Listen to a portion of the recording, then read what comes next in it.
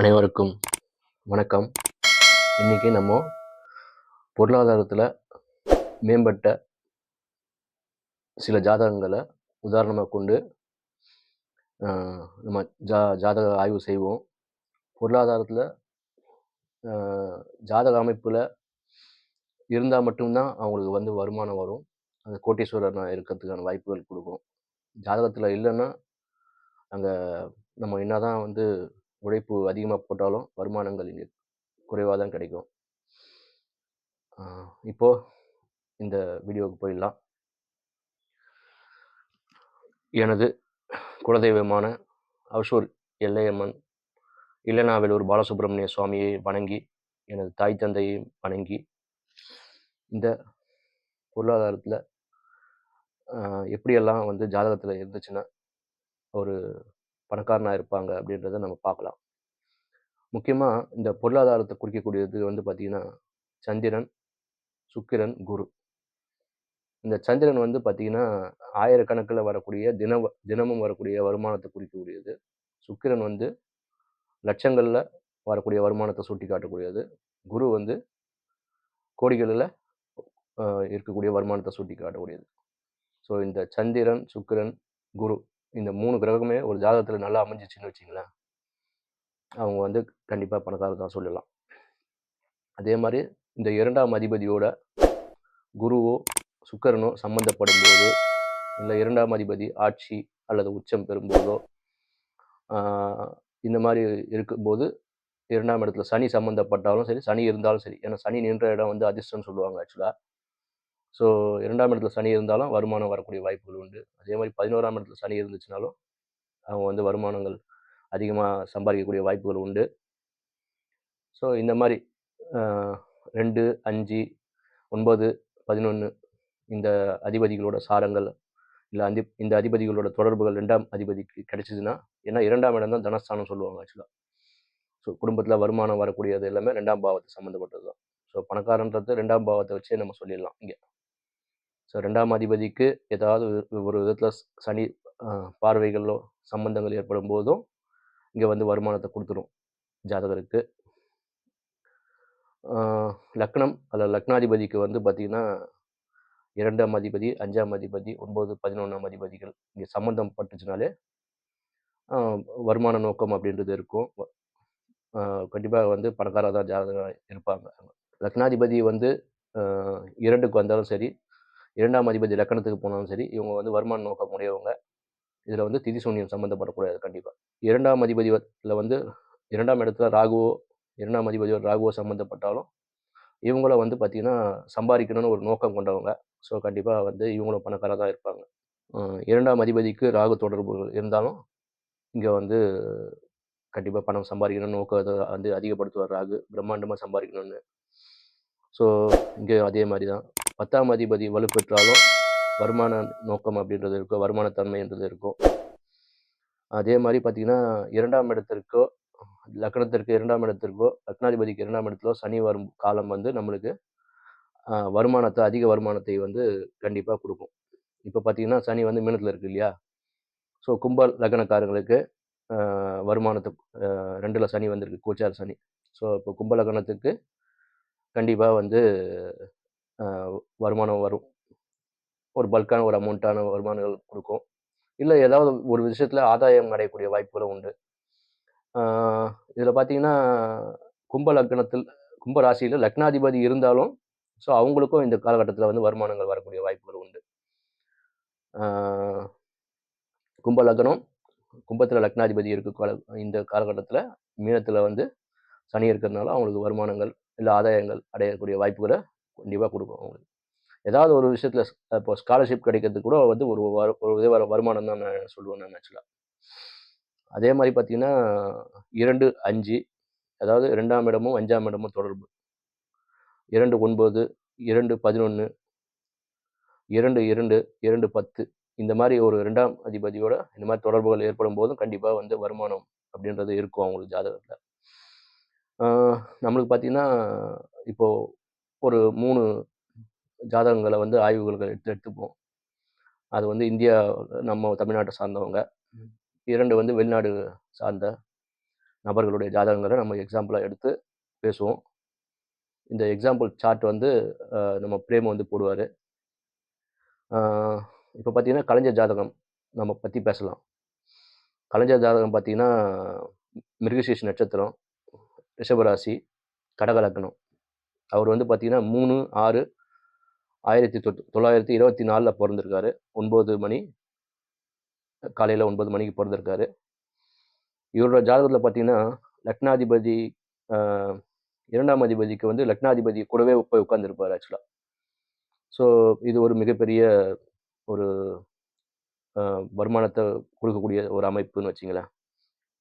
அதே மாரி அ குரு வந்து பார்த்தீங்கன்னா, லக்னாதிபதியும் பார்ப்பாரு, லக்னத்தையும் பார்ப்பாரு, 2ஆம் அதிபதியும் பார்ப்பாரு. ஸோ குரு தொடர்பு இருக்கிறதுனால, இங்க வந்து அவரு பிற்காலத்துல அவர் வந்து சம்பாரிச்சு கோடீஸ்வரன் ஆயிட்டாருன்னு வச்சுங்களேன். 5, 5, 10 கூடிய பார்த்தீங்கன்னா, லக்னாதிபதி சாரம் வாங்கியிருப்பாங்க ஆக்சுவலா. இந்த கலைஞர் ஜாதகத்துல பார்த்தீங்கன்னா, குரு வக்ரமா இருப்பாரு. குரு வக்ரமாயிட்டு, இங்க வந்து டபுள் இன்கமையும் இவருக்கு வந்து குடுத்துருக்காரு ஆக்சுவலா. ஓகேங்களா? 2ஆம் அதிபதி பார்த்தீங்கன்னா, லக்னாதிபதி அ சாரம் வாங்கியிருப்பாரு இங்க. இந்த மாரி லக்னாதிபதி வந்து அ லக்ன சுபரா இருக்கிறதுனால, அதுவும் ஒரு பெரிய பெனிஃபிட் இங்க வந்து குடுத்துருக்கும் ஆக்சுவலா.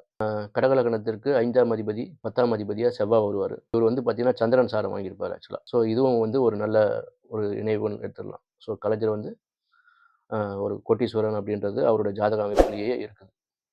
அடுத்ததா, அடுத்த ஒரு முக்கியமான பிரபலம். நம்ம செல்வி ஜெயலலிதாவோட ஜாதகத்த நம்ம பார்த்துருவோம். இவங்க பார்த்தீங்கன்னா 24 அ பிப்ரவரி 1948ல பொறந்திருக்காங்க. 3/17 மைசூர்ல பொறந்திருக்காங்க. இவங்களுடைய ஜாதகத்தையும் நான் ஷேர் பண்றேன். இவங்க வந்து மிதுன லக்னம். லக்னத்திலேயே மாந்தி, 2ஆம் இடத்துல சனி. ஸோ நான் சொன்னேன் இல்லையா அந்த ரூலு. 2ஆம் இடத்துல சனி இருந்துச்சுனாலே வருமானங்கள் அதிகமா இருக்கும் அப்படின்னு சொல்றோம் இல்லையா? ஸோ அந்த அமைப்பு இருக்குது. 3ஆம் இடத்துல செவ்வாய், சந்திரன். 5ஆம் இடத்துல கேது. 7ஆம் இடத்துல பாதகாதிபதியான குரு உட்கார்ந்திருப்பாரு ஆக்சுவலா. ஸோ திருமண வாழ்க்கை அப்படின்றது இல்லாத போயிடுச்சுங்க. லக்னாதிபதி வந்து பார்த்தீங்கன்னா, சூரியனோடு சேர்ந்து கும்பத்துல இருப்பாரு. ஸோ ஒரு லக்னாதிபதி போய் சூரியனோடு சேரும்போதே இந்த பாப்புலாரிட்டி அப்படின்றத குடுத்துரும் மேக்ஸிமம். இங்க 10ல சுக்கிரன் வந்து உச்சம். 11ல ராகு இருக்கு. ஸோ இந்த அமைப்ப பார்த்தீங்கன்னா, இவங்களுடைய அமைப்புல பார்த்தீங்கன்னா, 2ல முதல் விஷயம் சனி.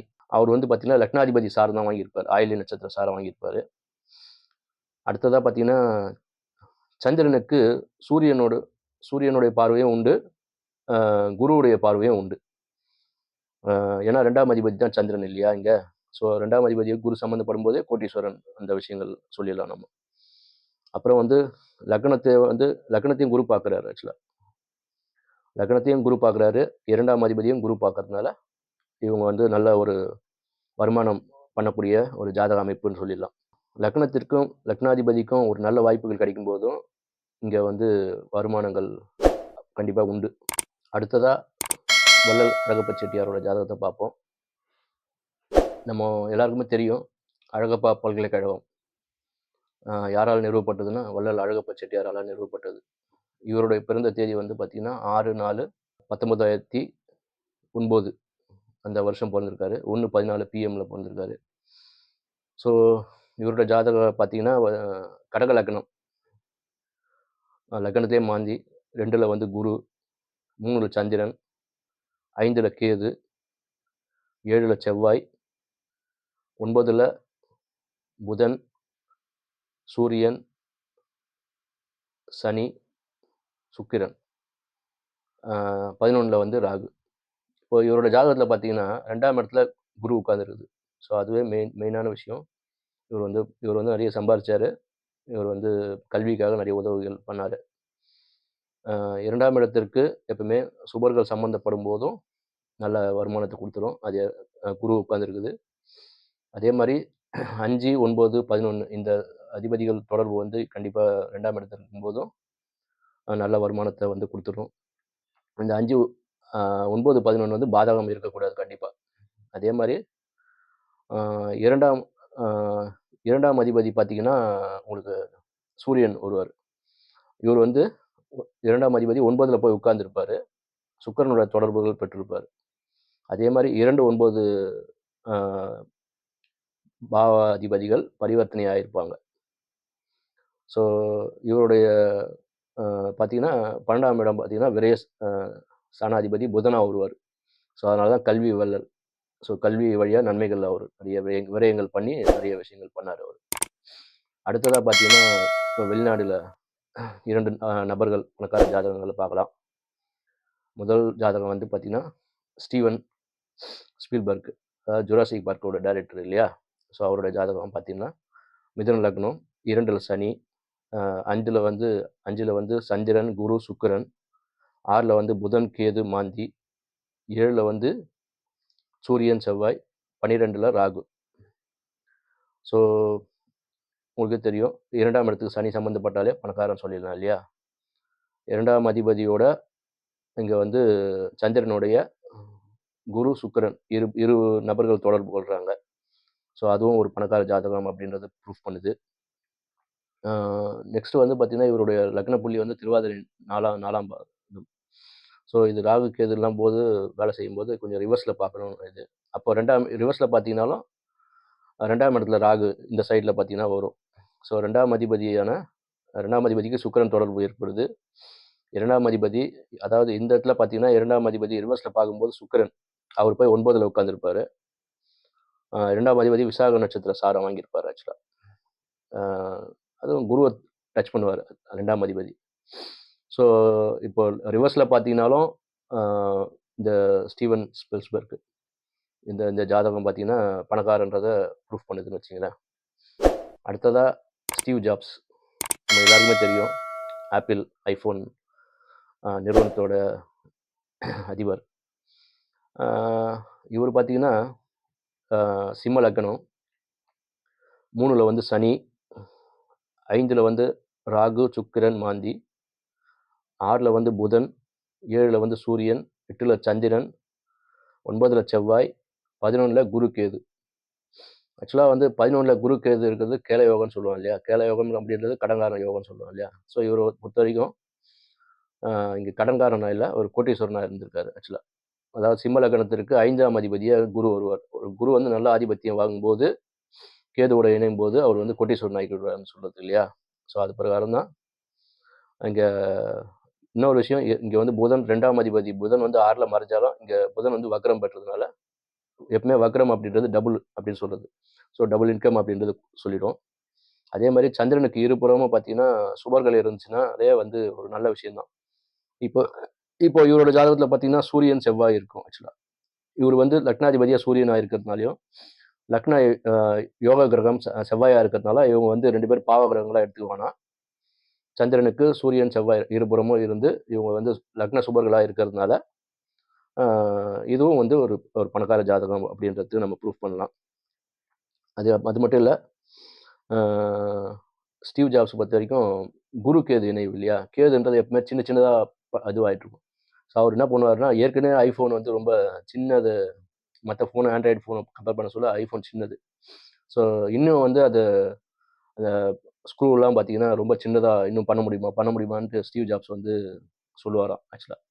அது மட்டும் இல்லை, இங்கே வந்து ஸ்டீவ் ஜாப்ஸ் வந்து பார்த்தீங்கன்னா உடல்நிலை சரியில்லாத மருத்துவமனையில் இருக்கும்போது தன்னுடைய வாக்கு மூலமாக யாருமே எந்த பணக்காருமே கொடுக்க மாட்டாங்க. அதாவது உடல்நிலை ஹெல்த்தை வந்து நீங்கள் மெயின்டைன் பண்ணிக்கிங்க, இல்லைனா வந்து நம்மளுடைய வாழ்க்கையில் எல்லாமே போயிடுச்சு. நான் பெரிய கோட்டீஸ்வரனாக இருந்தும் என்னுடைய உடல்நலை பாதிக்கப்பட்டதுனால அதை வந்து யார்கிட்டவும் நான் ஷேர் பண்ணவும் முடியாது, யார்கிட்டவும் நான் கொடுக்கவும் முடியாது, பணத்தை வச்சு நான் எதுவுமே உடல்நிலையை வாங்கவும் முடியாது அப்படின்னு முதல் தடவையாக எனக்கு தெரிஞ்சு பணக்காரங்களில் ஸ்டீவ் ஜாப்ஸ் மட்டும்தான் இந்த ஸ்டேட்மெண்ட் கொடுத்தாரு. என்ன காரணம்னா, குருன்றது ஜாதகர்னு எடுத்துக்கலாம். கேது சேரும்போது கேது வந்து சில உண்மைகள் மட்டுமே வெளிப்படுத்துது. ராகு வந்து நிறைய பொய்களை வெளிப்படுத்தும். ஆனால் கேது வந்து ஒரு யதார்த்தமான உண்மைகள், ஆழமான ஒரு விஷயங்கள் எல்லாமே வெளிப்படுத்தக்கூடியது. ஸோ ஸ்டீவ் ஜாப்ஸு ஒரு பணக்காரா இருந்து தன்னுடைய உடல்நிலையை பற்றி வெளி உலகத்துக்கு இப்படி ஒரு ஸ்டேட்மெண்ட் அவர் கொடுத்தாரு. நன்றி மக்களே. அடுத்ததாக வேற ஒரு காணொளியில் சந்திக்கலாம்.